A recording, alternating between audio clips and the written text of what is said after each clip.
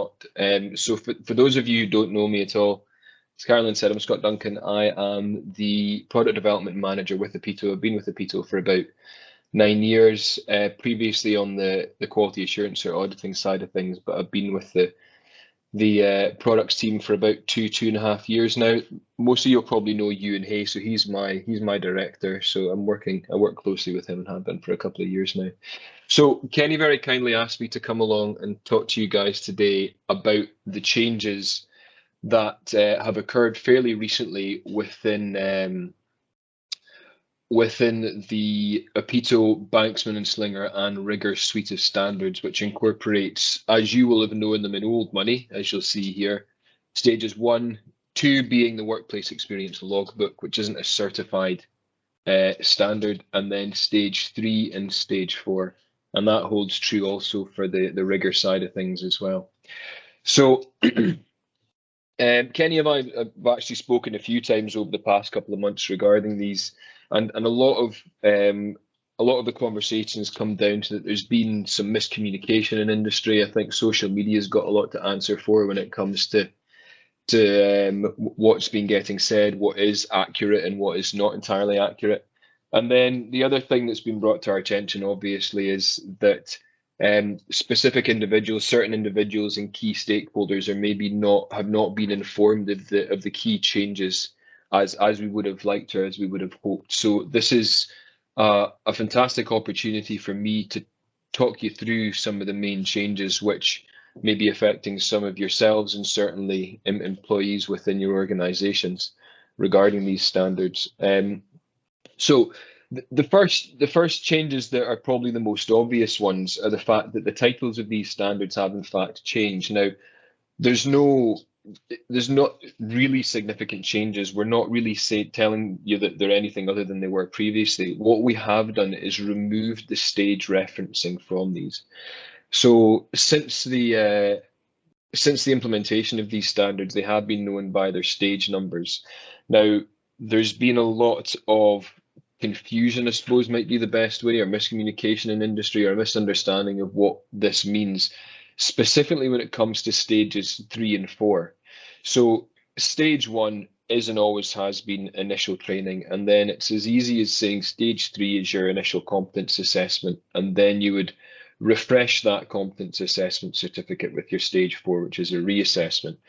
Now, for a long time, from the feedback we've been getting, is that stage 4 is potentially seen as a significantly higher level of competence within the industry, and that isn't really the intention of that. It's simply a means of ensuring ongoing competence on a cyclical basis. So to try and remove that misrepresentation of the assessment and reassessment, we've simply called them what they are. So Banksman and Slinger stage 1 is now simply Banksman and Slinger initial training, as is the case with Rigor. And then Banksman and Slinger stages 3 and 4, and Rigor stages 3 and 4, I've missed out Rigor stage 1 there, I've noticed, are simply competence assessment and then competence reassessment accordingly. Now, what we've done to avoid confusion is that we have changed the names of these, in the titles of these, in Vantage. And what that actually does is it retrospectively amends the records of all individuals who've undergone this training since they were actually put into Vantage, so a number of years now. So whereas before you may have seen your Banksman and Slinger stage 3 that you did 1.5 years or 2 years ago in your Vantage record, now you'll actually see Banksman and Slinger competence assessment, and just to avoid confusion, it does say in brackets, previously stage 3. So anybody who's on Vantage and holds these certificates, it should be completely clear as to what they hold, and it means that there's a definitive link to what the standard change is and what they're going to be referred to going forward. Are there any questions on that point before I move on?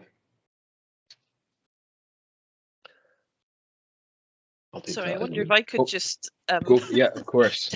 forgive me, I'm no expert in the subject. So just to clarify that if you are in Vantage, you don't need to make any of these changes yourself. They've been done automatically. Absolutely not. So the whole, it's just the way the system works, which is actually really handy because it wasn't a conscious change that we made. It just, when you change the title of a standard in Vantage, it amends not only titles going forward, but it also amends retrospectively those that have been put into the system previously. So as I say, if you look up on your Trainer app on your phone, or if your employer looks up your Vantage record, or even if you give us a call at OPITO and ask us to look up your training and your competence record, it should all be referencing, it should all be referencing the same titles that we see here on the right-hand side column.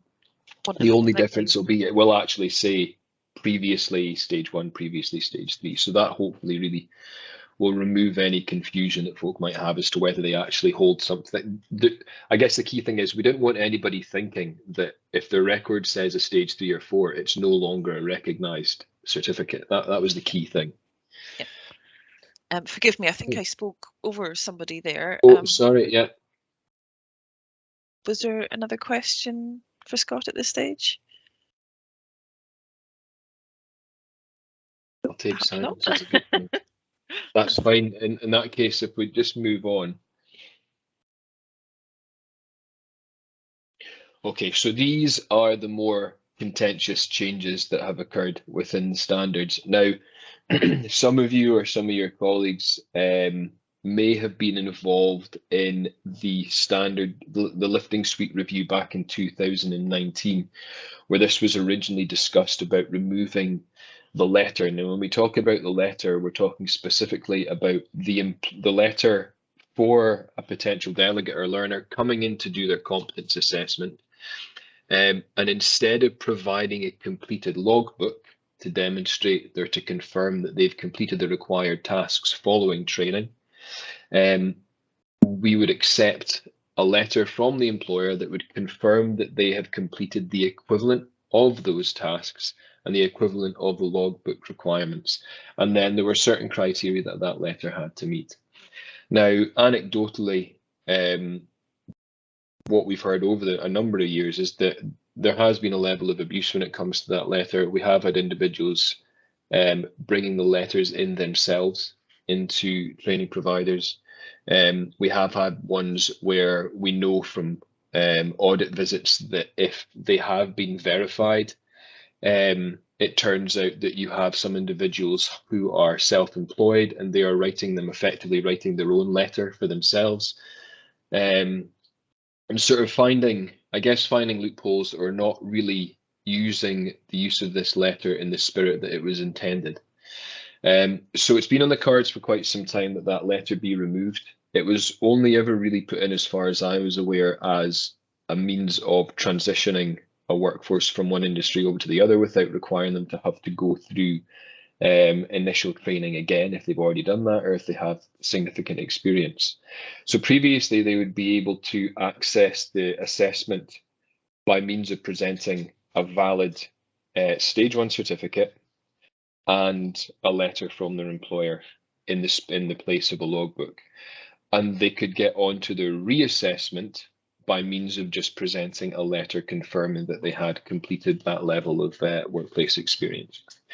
So what we've changed now, there's been a couple of key changes. Now this relates to the Rigger and the Banksman Singer assessment standards, but these options here, I've just taken them directly from the Banksman and Slinger standard, but you can just, wherever you see Banksman and Slinger here, you can put in Rigger as well, and it's exactly the same wording.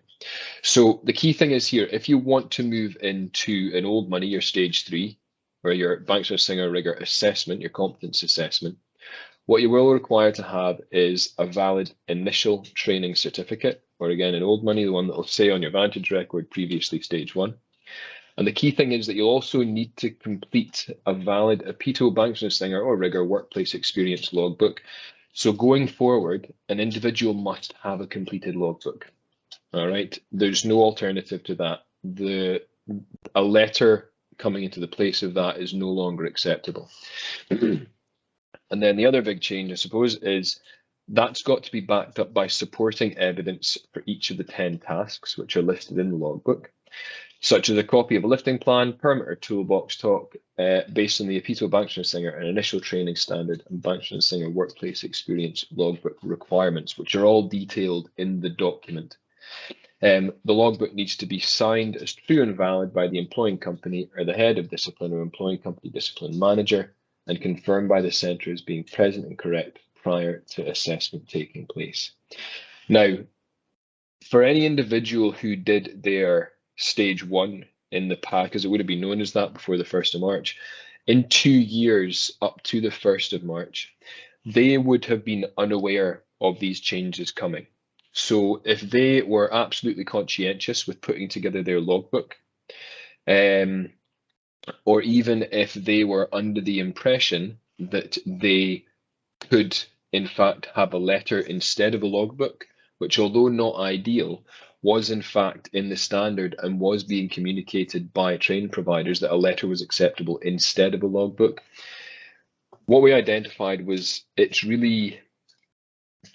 wouldn't be appropriate to have individuals coming in to do their assessment having been unaware of the requirement to have this logbook with supporting evidence, and then essentially being turned away because they don't have it.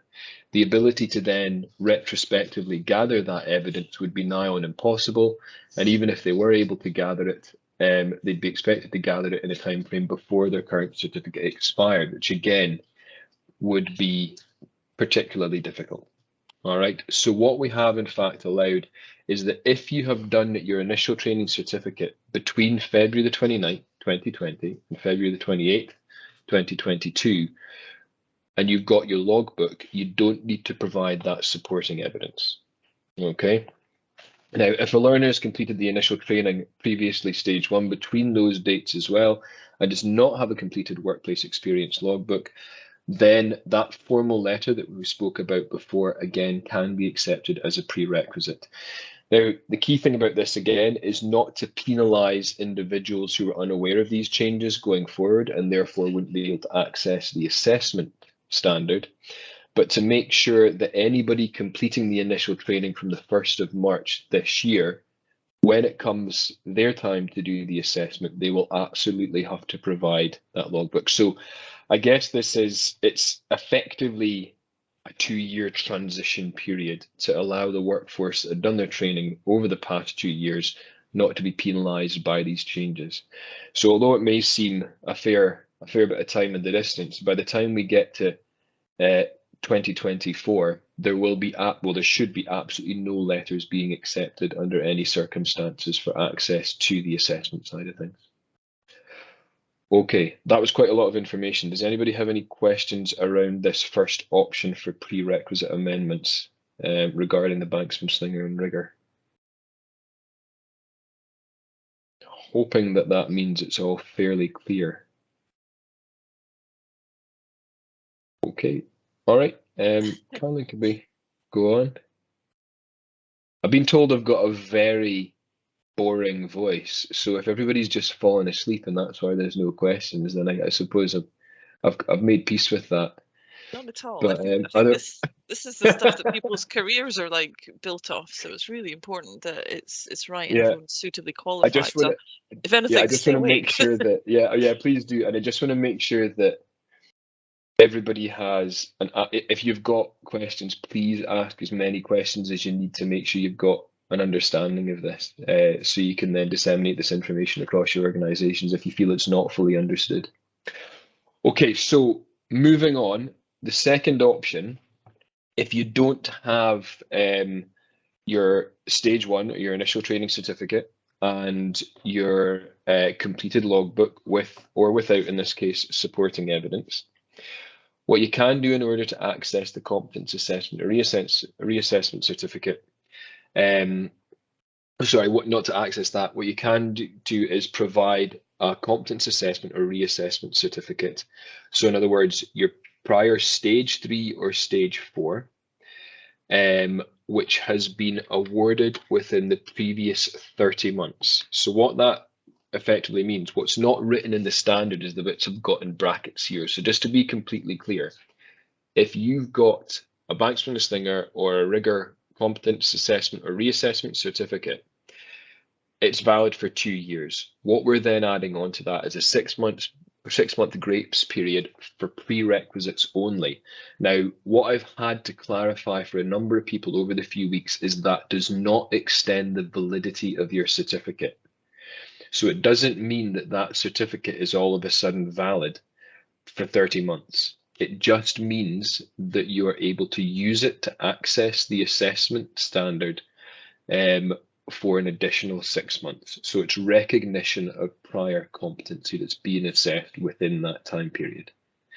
And the other point that there's been a bit of confusion on, issued within the last 30 months. So the maximum amount of time needs to be 30 months prior to when you're going on this course. All right, when you're going for the assessment. It's not 30 months from the expiry of your current certificate. Okay, because that would be effectively 60 months validity as far as a prerequisite is concerned. Kenny, sorry, I just saw your hand up. Yeah, just the part that should maybe make plain to everybody as well, that they have the opportunity to be reassessed 3 months before the certificate runs out, and they will no certification period, which I don't think is mentioned here.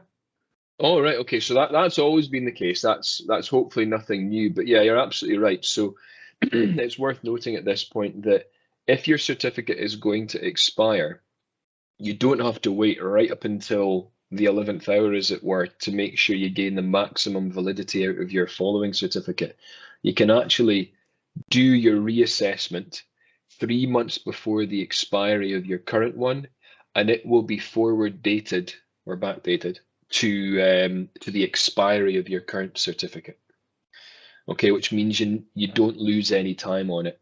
Now, it's also worth noting that that is an absolute 3 month maximum. So as it may sound, if you were to do it 3.5 months before, then you will potentially lose those 3.5 months. So there's no forward dating if you do it out with that 3 month period.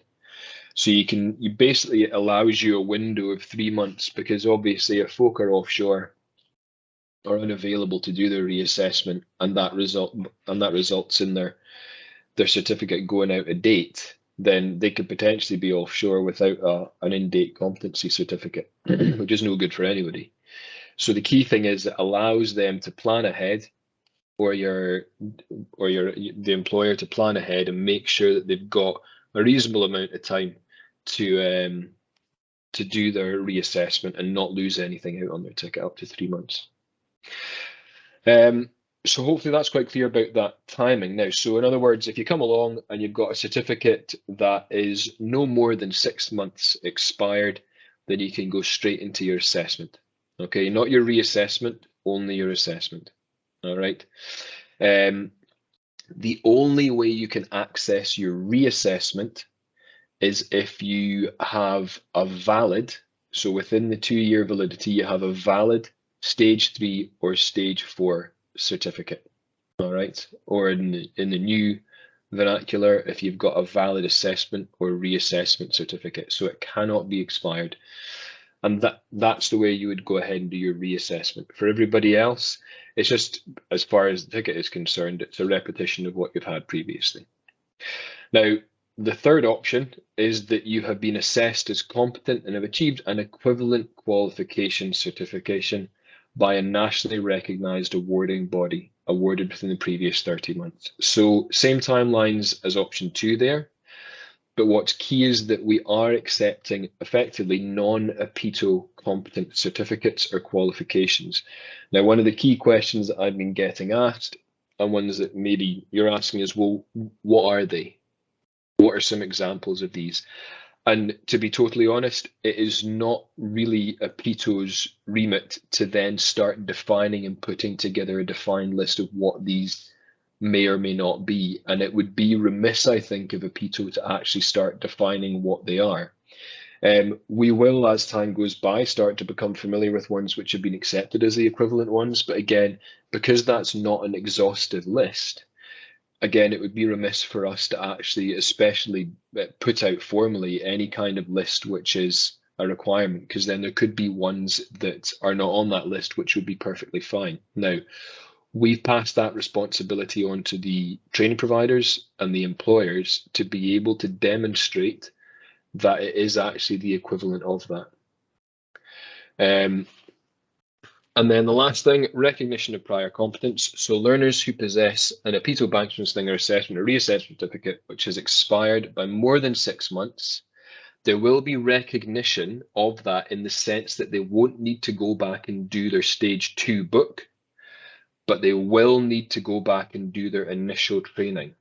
Now, straight off the bat, at that back of that initial training, they will be able to go and do their assessment. But other than that, there will potentially be reassessment, repetition required.